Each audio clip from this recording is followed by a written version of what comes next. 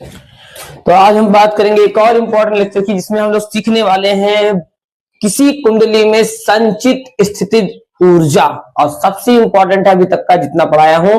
तो चलिए बात करते हैं कुंडली में संचित स्थितिज ऊर्जा को कैसे निकालेंगे। तो देखिए, जब भी हमने बताया था कि कहीं भी किसी प्रश्न में स्थितिज ऊर्जा की बात होगी तो हम लोग क्या निकालेंगे, कार्य निकालेंगे। क्या निकालेंगे, कार्य। और वही किया गया कार्य ही स्थितिज ऊर्जा के रूप में क्या होता है, संचित हो जाता है। जैसे कि जमीन से पत्थर बड़ा सा ऐसे उठा रहे हैं, तो उठाने में हमें ग्रेविटी के अगेंस्ट एक काम करना पड़ता है, और वही उसमें पोटेंशियल एनर्जी के रूप में स्टोर हो जाता है। तो हर जगह पे अगर हम कहीं भी स्थितिज ऊर्जा की बात कर रहे हैं तो एक कार्य करना पड़ता है। तो देखिए, कुंडली में कौन सा काम करना पड़ता है जिससे उसमें एक स्थितिज ऊर्जा आ जाती है। चलिए बात करते हैं। किसी कुंडली में संचित स्थितिज ऊर्जा का सूत्र हम लोग निकालेंगे।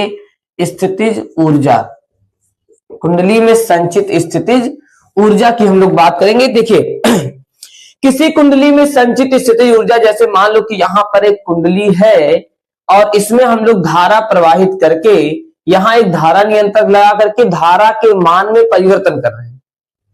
तो होता यह, देखिए हम लोग शुरू से पढ़ते आ रहे हैं कि जब किसी कुंडली में प्रवाहित धारा के मान में परिवर्तन करते हैं तो इससे बद्ध चुंबकीय फ्लक्स में परिवर्तन होता है।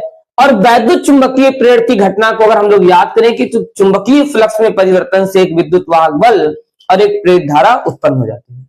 फिर से एक बार, हमने कहा कि जब किसी कुंडली में प्रवाहित धारा के मान में परिवर्तन करते हैं तो धारा में परिवर्तन से इसके चारों ओर उत्पन्न चुंबकीय क्षेत्र में परिवर्तन, चुंबकीय क्षेत्र में परिवर्तन से इससे बद्ध चुंबकीय फ्लक्स में परिवर्तन, और चुंबकीय फ्लक्स में परिवर्तन से एक विद्युत वाहक बल उत्पन्न हो जाता है, जिससे प्रेरित धारा आ जाती है। यानी कहने का मतलब यह है कि कुंडली में प्रवाहित धारा, जिसे मैं मुख्य धारा कह दूं, तो इस मुख्य धारा के अतिरिक्त इसमें एक और धारा आ जाती है जब हम इस मुख्य धारा के मान में क्या करते हैं, परिवर्तन करते हैं। अब इसे एक लाइन में ऐसे कह सकते हैं कि जब किसी कुंडली में प्रवाहित धारा के मान में परिवर्तन करते हैं तो वैद्युत चुंबकीय प्रेरण की घटना के कारण, वैद्युत चुंबकीय प्रेरण की घटना के कारण कुंडली में मुख्य धारा के अतिरिक्त एक और प्रेरित धारा उत्पन्न हो जाती है। और लेंज का नियम सबको याद होगा कि प्रेरित धारा की दिशा सदैव ऐसी होती है। बताइए कैसी होती है? ये उस कारण का विरोध करेगा जिससे स्वयं उत्पन्न होता है। तो यहां पर भी जो है, ये जो प्रेरित धारा आएगा वो मुख्य धारा के मान में परिवर्तन के कारण उत्पन्न हो रहा है, तो मुख्य धारा के मान का क्या करेगा, विरोध करेगा। अब मुख्य धारा को अपने शिखर मान तक पहुंचने के लिए, अपने उच्चतम मान तक पहुंचने के लिए इस प्रेरित धारा के विरुद्ध एक कार्य करना पड़ता है, और वही कार्य कुंडली में स्थितिज ऊर्जा के रूप में क्या होता है, संचित हो जाता है। क्लियर हुआ बात? फिर से एक बात समझ ली, मैंने क्या कहा कि जैसे ये कुंडली है तो कुंडली में प्रवाहित धारा के मान में जब परिवर्तन करते हैं तो वैद्युत चुंबकीय प्रेरण की घटना से इसमें प्रेरित धारा उत्पन्न हो जाता है। अब यह प्रेरित धारा जो है वह चूंकि मुख्य धारा के मान में परिवर्तन के कारण उत्पन्न हो रहा है, तो मुख्य धारा के मान के बढ़ने का क्या करेगा, विरोध करेगा। तब मुख्य धारा को अपने उच्चतम मान तक, अपने शिखर मान तक पहुंचने के लिए इस प्रेरित धारा के विरुद्ध कार्य करना पड़ता है, और वही कार्य कुंडली में स्थितिज ऊर्जा के रूप में संचित हो जाता है। यह बात आप खुद लिखेंगे, वीडियो रोक करके और इससे पहले लिख करके और इसे समझ करके तब आगे बढ़ेंगे। कैलकुलेशन तो मैं भी समझा दूंगा। चलिए मेरे साथ साथ एक बार पेन और पेंसिल जो भी आपके पास है लेके तैयार हो जाइए और लिख लीजिए कि जब किसी कुंडली में प्रवाहित धारा के मान में परिवर्तन करते हैं तब इससे बद्ध चुंबकीय फ्लक्स में परिवर्तन के कारण एक विद्युत वाहक बल और एक प्रेरित धारा उत्पन्न हो जाती है। यह प्रेरित धारा जो है मुख्य धारा के मान के बढ़ने का विरोध करती है। तब मुख्य धारा को अपने शिखर मान तक पहुंचने के लिए इसके विरुद्ध एक कार्य करना पड़ता है, और वही कार्य कुंडली में स्थितिज ऊर्जा के रूप में संचित हो जाता है। क्लियर है? मैं एक छोटा सा लिख भी दे रहा हूं कि जब किसी कुंडली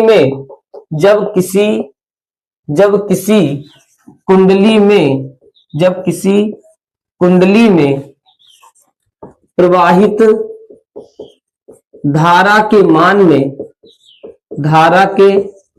मान में परिवर्तन करते हैं तो वैद्युत चुंबकीय प्रेरण की घटना से, शॉर्ट में एकदम लिख रहा हूं, एकदम शॉर्ट में, वैद्युत चुंबकीय प्रेरण की घटना से कुंडली में मुख्य धारा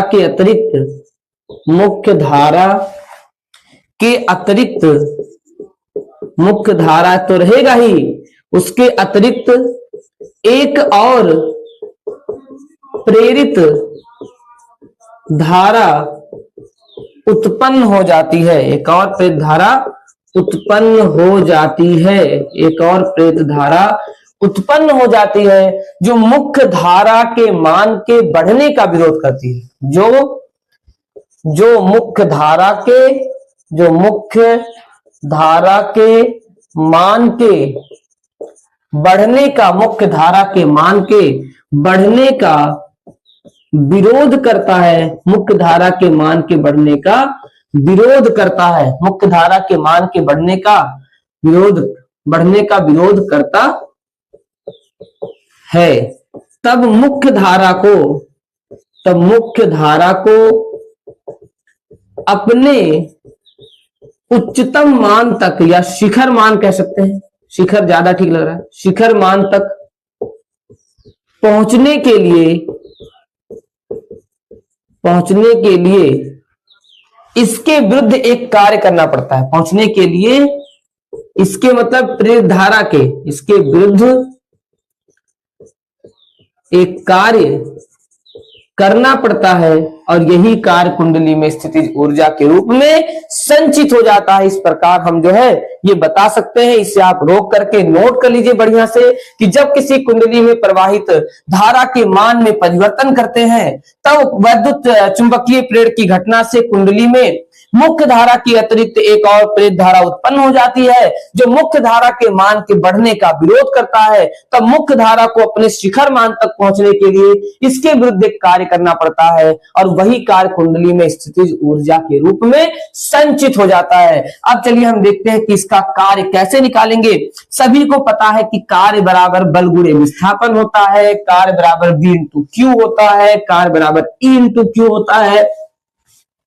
ऐसे कार्य के हमारे पास कई फार्मूले हैं, लेकिन हम कार्य का कौन सा फार्मूला लगाएंगे। इसे मान लो कि इसे कार्य करने के लिए जो आवश्यक ऊर्जा है वो बैटरी से मिलता है, तो बैटरी द्वारा सूक्ष्म आवेश dq को प्रवाहित पहले कर रहे हैं, प्रवाहित करने में किया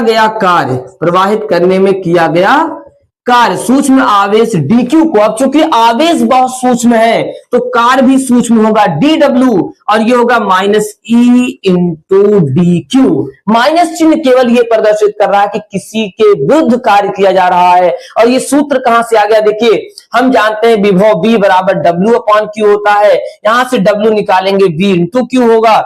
ऐसे ही यही फॉर्मूला ये भी है, लेकिन जब वैद्युत चुंबकीय प्रेरण की घटना होती है तो विभव V नहीं विद्युत वाहक बल E हो जाता है और आवेश हमने dq माना है, इसलिए कार्य dw हो जाएगा। सर माइनस चिन्ह कहां से आ गया, माइनस चिन्ह कहीं से ऐसे फालतू नहीं आ गया है, किसी के विरुद्ध जब हम कार्य करते हैं तो माइनस चिन्ह आ जाता है। यहां देखिए माइनस आ गया, तो dw equal to minus E into dq। अब देखिए हम जानते हैं वैद्युत चुंबकीय प्रेरण का फैराडे का जो नियम है वो क्या कहता है, चिल्ला के आपसे, फैराडे का नियम चिल्ला के कहता है कि किसी परिपथ में, किसी कुंडली में उत्पन्न विद्युत वाहक बल चुंबकीय फ्लक्स परिवर्तन के ऋणात्मक दर के बराबर होता है। और उसको सॉल्व किए थे तो आया था -L dI/dt, ये आया था। -d∅b अपॉन dt को जो हमने सॉल्व किया था तो इस सूत्र हमें मिला था E equal to -L dI/dt।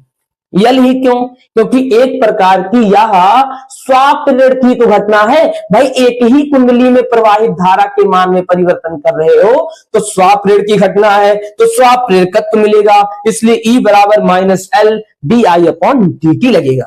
देखो पोएम बन गया आज पोएम बना, आपको समझ में आ जाएगा। ये is to minus L D I upon D T. अब ये वैल्यू यहां पुट करेंगे तो आपको क्या मिलेगा, तो क्या मिलेगा देखिए, डी डब्ल्यू बराबर माइनस और ई की value minus L D I upon D T, और फिर यहां पर आपका डी क्यू माइनस माइनस आपका प्लस। और सोचिए इसके बारे में, think about this D Q upon D T. आवेश प्रवाह की दर, आवेश प्रवाह की दर को वैद्युत धारा कहते हैं, आवेश प्रवाह की दर को वैद्युत धारा कहते हैं। माइनस माइनस प्लस, माइनस से माइनस प्लस हो गया, यल बचा, और आवेश प्रवाह की दर को वैद्युत धारा आई और यहां डी आई। अब चूंकि सूक्ष्म कार्य है, हमें पूरे कुंडली के कार्य निकालना है, मतलब पूरे कुंडली में प्रवाहित धारा का कार्य। तब देखिए, तब धारा को 0 से आई नॉट यानी उसके शिखर मान तक पहुंचाने में किया गया कुल कार्य जब हम लोग निकालेंगे तो इसका कर देंगे समाकलन, डी डब्ल्यू और यल कांस्टेंट है बाहर निकालेंगे, आई डी आई का समाकलन करेंगे, कहां से, 0 से लेकर के इसके शिखर मान आई नॉट।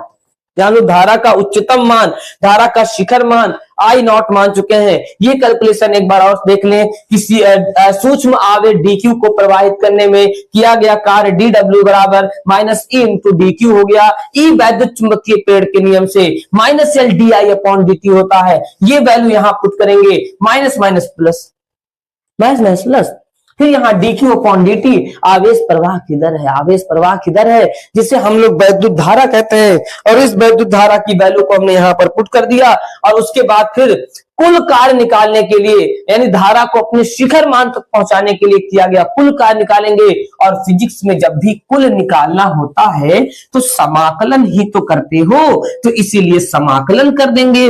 अब देखिए डीडब्ल्यू का समाकलन, डीडब्ल्यू का समाकलन क्या होगा, डीडब्ल्यू एक छोटा सा चिन्नी सा पार्ट है, तो समाकलन करेंगे पूरा कार्य डब्ल्यू आ जाएगा, और यल का कुछ नहीं। फिर देखो आई डी आई हो, यक्स डी एक्स हो, तो समाकलन का नियम है घात में एक जोड़ो, जो घात बने उसी से डिवाइड कर दो। समाकलन का क्या नियम है, घात में एक जोड़ो, जो घात बने उसी से डिवाइड कर दो।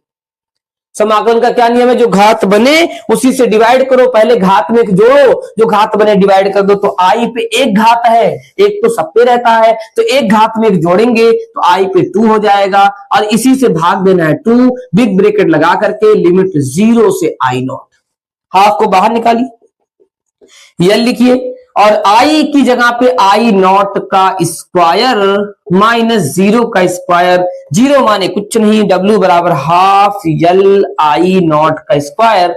और यही किया गया कार्य स्थितिज ऊर्जा में बदलेगा, तब यू बराबर आ जाएगा हाफ यल आई नॉट का स्क्वायर। ये सूत्र हो गया आपका। फिर से सुन ले, यहाँ पे क्या हुआ है, घात में जोड़ा हूं, जो घात बना उसे डिवाइड कर दिया हूं, बिग ब्रैकेट लगा करके लोअर लिमिट अपर लिमिट, फिर अपर लिमिट में से लोअर लिमिट घटाते हैं। यहां आई की जगह पे अपर लिमिट आई नॉट का स्क्वायर माइनस लगा करके, आई की जगह पे लोअर लिमिट 0 का स्क्वायर, 0 माने कुछ नहीं, आई नॉट का स्क्वायर, और जैसे जैसे आपका फॉर्मूला। क्लियर है? क्लियर नहीं है तो बार बार देखना। थैंक यू दोस्तों।